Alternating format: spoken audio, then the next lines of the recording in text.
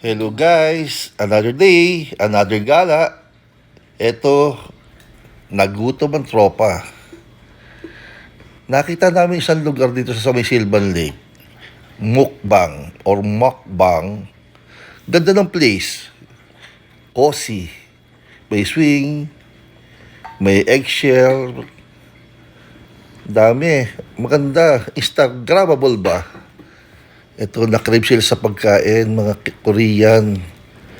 Si Bea, alam mo na, umorder na naman, sochok rice with sausage, chicken with cheese. Ay ako, katsu lang, paborito ko.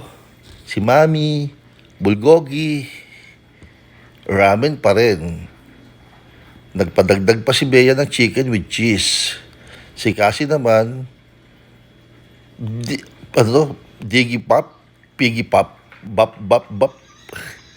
Ayun ang subo ni ate. Oh, sarap na sarap. Ito, nakrave pa sila sa drinks. Ano ba klaseng drinks to? Kalimutan ko na. B-pop? Basta. Nakalimutan ko na. Ayan ang chicken nila, ang wings. Wow, crunchy. Yung ramen ni Mami, sinare sa amin. Pero wala nang sabaw. Ay nako, ang sarap kumain. Ay, ang babait pa ng mga staff.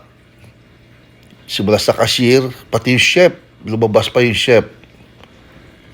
Mukha siyang Korean, Japanese. Nagbigay pa sa amin ng extra inumin. Tapos nag-crave sila sa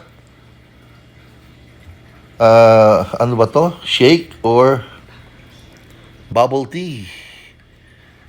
Okay naman siya. Malasang malasa. Sob si Mama. Okay guys, thanks for watching. See you next time.